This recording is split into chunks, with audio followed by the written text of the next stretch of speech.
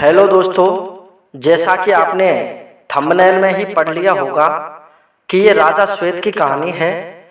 और इसी राजा श्वेत की कहानी में हम आपको बताएंगे कि मृत्यु के देवता जो सभी की मृत्यु करवाते हैं, सभी की आत्माओं को यमलोक लेके जाते हैं, उनकी भी मृत्यु हो जाती है। तो आइए श्रोताओं, इस रोचक कहानी को सुनते हैं। पौराणिक कथाओं के अनुसार एक नगरी का राजा श्वेत हुआ करता था। राजा श्वेत अपने राज्य में सकुशल राज्य कर रहे होते हैं और राजा श्वेत की एक सबसे बड़ी खूबी होती है कि वो रोज प्रतिदिन सुबह उठ करके शिकार पर जाते हैं और सुबह 10 बजे तक शिकार ला करके बाकी कार्य बाद में करते हैं। ये उनका प्रतिदिन का काम था कि पहले शिकार पर जाना, बाद में और राज कार्य करना। लेकिन प्रिय श्रोताओं, जब अनहोनी आती है तो उसका किसी को भी पता नहीं चलता है। राजा श्वेत रात्रि काल में गहरी निद्रा में सोए हुए थे और उन्हें एक स्वप्न आता है कि सुनो राजन, आप रोजाना शिकार पर जाते हैं, लेकिन कल आप दक्षिण दिशा की तरफ शिकार पर मत जाना। ऐसा स्वप्न आकर के राजा की नींद खुल जाती है और तुरंत राजा नींद से जग करके अपनी रानी से कहता है कि सुनो रानी, अभी अभी मुझे स्वप्न आया है कि आप रोजाना शिकार पर जाते हो, लेकिन आज आपको दक्षिण दिशा की तरफ शिकार पर नहीं जाना है। तो रानी कहने लगती है कि सुनो राजन, जब आपको स्वप्न आया है तो आप दक्षिण दिशा की तरफ शिकार पर मत जाना। लेकिन राजा श्वेत कहने लगते हैं कि मैं तो दक्षिण दिशा की तरफ ही जाऊंगा। मैं कोई डरपोक नहीं हूं जो इस स्वप्न की वजह से दक्षिण दिशा की तरफ शिकार के लिए नहीं जाऊंगा। चाहे कुछ भी हो जाए, मुझे जाना तो उधर ही है। राजा श्वेत की जो रानी थी वो बड़ी ही शिव भक्त थी। उसने अपनी योग शक्ति से सारी कहानी को अपने मन ही मन में समझ लिया और राजा को तो वो मना नहीं कर सकती कि राजा ने तो हट लगा दी कि मुझे जाना है तो दक्षिण दिशा की तरफ ही जाना है। अब रानी कहने लगती है कि सुनो राजन, यदि आप नहीं मानते हो तो मैं आपको एक घड़े में भर करके दूध देती हूँ। इस दूध को आप अपने साथ में अवश्य ले जाना। प्रिय श्रोताओं, राजा श्वेत अपने घोड़े पर सवार होकर के और दक्षिण दिशा की तरफ उस दूध के घड़े को अपनी पीठ पर बांध करके और चल देते हैं शिकार खेलने के लिए। चलते चलते बियावान जंगल में पहुंच जाते हैं। वहां वो एक छोटी सी पहाड़ी के पास में होकर के गुजर रहे होते हैं। तो उस पहाड़ी के अंदर एक ऐसी अंध गुफा थी जिसका कोई दरवाजा भी नहीं दिखाई दे रहा था। जब राजा शिकार के लिए वहां से निकल रहे होते हैं तो उसमें से बहुत भयंकर रोने की आवाजें आ रही थी। जो गुफा थी उसमें कोई बहुत बुरी तरह से रो रहा था। राजा एक बार तो उसे देख करके डर गया कि इस पहाड़ी के अंदर कौन रो रहा है। लेकिन राजा को तो अपनी हट बहुत प्यारी थी। उसने सोचा कि कोई होगा रोने वाला, मुझे तो शिकार पर जाना है। राजा उस रोती हुई आवाज को इग्नोर करके आगे बढ़ जाता है और अपनी शिकार पर पहुंच जाता है। जंगल में शिकार खोजते खोजते राजा श्वेत को रात्रि हो जाती है, लेकिन आज उन्हें कोई शिकार नहीं मिलती है। प्रिय श्रोताओं, अनहोनी जो आती है वो किसी से कहकर नहीं आती है। देखो, राजा श्वेत सुबह 10 बजे तक अपनी शिकार का काम पूरा करके बाकी राज कार्य भी करता था, लेकिन आज उन्हें रात्रि हो चुकी है जंगल में ही, लेकिन कोई शिकार नहीं मिल रही है। जब राजा श्वेत को कोई शिकार नहीं मिली तो थक हार करके स्वयं राजा श्वेत उसी पहाड़ी के पास से वापस अपने राज्य के लिए रवाना हो जाते हैं। लेकिन श्रोताओं, अंधेरा छा चुका था, रात्रि का समय हो चुका था। जैसे ही राजा उस पहाड़ी उस गुफा के पास में होकर के गुजरे तो अब उन्हें बहुत तेज हंसने की आवाजें आ रही थी। कोई इंसान उसमें राक्षसों की भांति बहुत तेज हंस रहा था। उस हंसी को देख करके राजा एकदम से भयभीत हो जाता है और उसका घोड़ा भी चमक जाता है और घोड़ा रास्ता भटक करके उस पहाड़ी की तरफ ही चलने लग जाता है, क्योंकि अंधेरा छा चुका था। रास्ता कहीं दिखाई नहीं दे रहा था। चलते चलते वो राजा उसी अंध गुफा के द्वार पर पहुंच जाता है, जहां से उस पहाड़ी के अंदर वाली गुफा में जाने का प्रवेश द्वार था।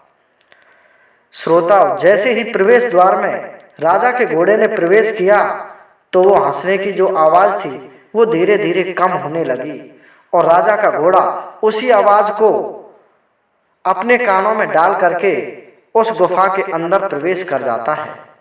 श्रोता, जैसे ही राजा ने उस गुफा के अंदर प्रवेश किया, तो फट से उस गुफा का जो प्रवेश द्वार था वो एक शिला से बंद हो जाता है।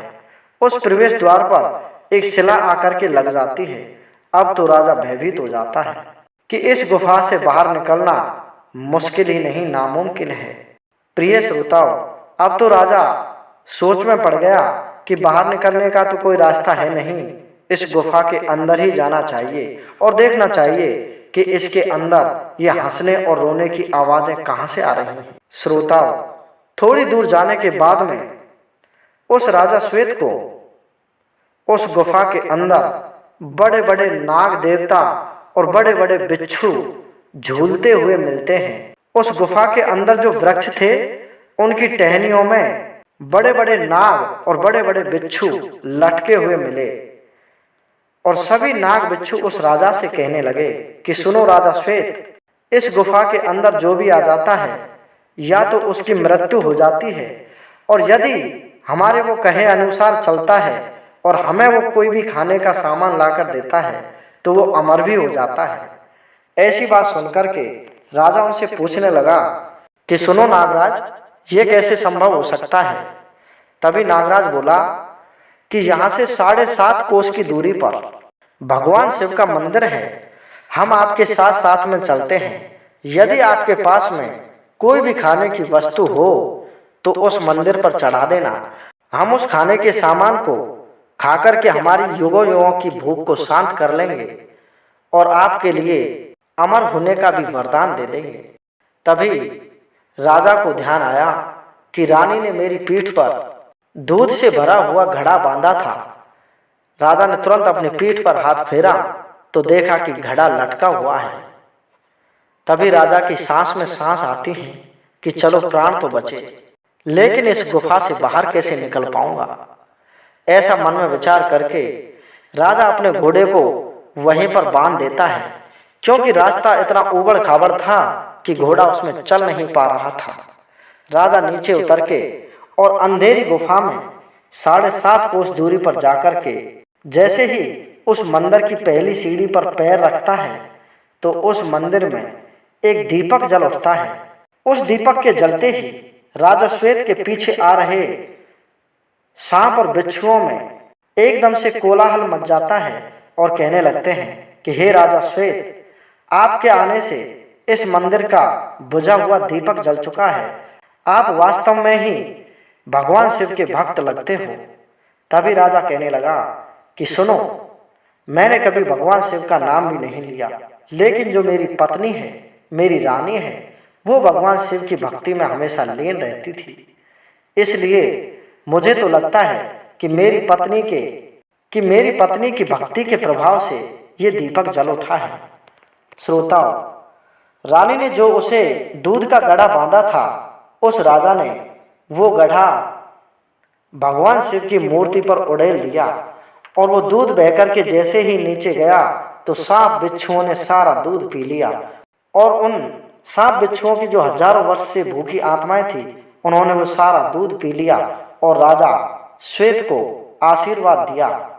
जब राजा श्वेत ने देखा कि वास्तव में मेरी रानी की शिव भक्ति के कारण ये दीपक जल उठा है, और उन्हें पहले ही आभास हो चुका था कि मुझे किसी न किसी अनहोनी से होकर के गुजरना पड़ेगा, तो उन्होंने पहले ही मुझे दूध का घड़ा बांध दिया और इससे आज मेरे प्राण बचे हैं। इसलिए मैं आज से इस संसार की सभी मोहमाया को छोड़ करके यहीं इसी गुफा में भगवान शिव की तपस्या करने लगता हूँ। ऐसा मन में विचार करके राजा श्वेत भगवान शिव की कठोर तपस्या में लीन हो जाते हैं, और उस गुफा के अंदर राजा श्वेत इतनी घनघोर तपस्या करने लगते हैं कि काल चक्र, समय का चक्र समाप्त हो जाता है। उनकी उम्र भी बिल्कुल नहीं बढ़ती है, वो बूढ़े भी नहीं होते हैं। तपस्या करते करते करीब उन्हें 5000 वर्ष का समय व्यतीत हो जाता है, लेकिन उनके शरीर पर कोई प्रभाव नहीं पड़ा कि उनकी उम्र थोड़ी भी बढ़ी हो। जैसे वो अंदर उसमें प्रवेश करते हैं, उसी उम्र में आज भी वो तपस्या कर रहे हैं।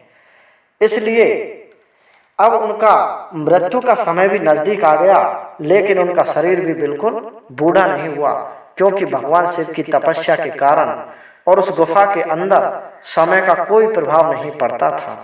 श्रोताओ, जैसे ही यमराज ने अपने यमदूतों को भेजा कि जाओ राजा श्वेत की आत्मा को लेकर के आओ, तो जैसे ही यम के दूत गुफा के द्वार पर राजा श्वेत को लेने के लिए उसमें प्रवेश करते हैं, तो भगवान शिव के पाले हुए नाग, बिच्छू, सर्प सारे के सारे उन यमदूतों पर हमला कर देते हैं और उनकी मौत आ जाती है। जब यम के दूत उन सांप बिच्छुओं के हाथों से मारे गए, तो यमराज को खबर आई कि हे यमराज, आपके द्वारा भेजे गए सभी दूत मारे गए हैं और राजा श्वेत की मृत्यु का समय भी निकल चुका है और उनकी आत्मा अभी तक यमलोक में नहीं पहुंची है। ऐसा तो कभी भी संभव नहीं हुआ है, इसलिए आप स्वयं को जाना चाहिए। ऐसी खबर को सुनकर के स्वयं यमराज राजा श्वेत की आत्मा को लेने के लिए उसी गुफा के द्वार पर पहुंचे, तो देखा कि सारे यमदूत मरे पड़े हैं। तभी यमराज ने सोचा कि किसी ने यमदूतों को मार दिया होगा, इसलिए मैं स्वयं इस गुफा के अंदर जाकर राजा श्वेत की आत्मा को लेकर के आता हूँ। श्रोताओ, जैसे ही स्वयं यमराज राजा श्वेत की आत्मा को लेने के लिए उस गुफा में प्रवेश करते हैं, तो भगवान शिव के जो भक्त थे वो सभी नाग बिच्छू यमराज पर हमला कर देते हैं और यमराज की भी उसी स्थान पर मृत्यु हो जाती है।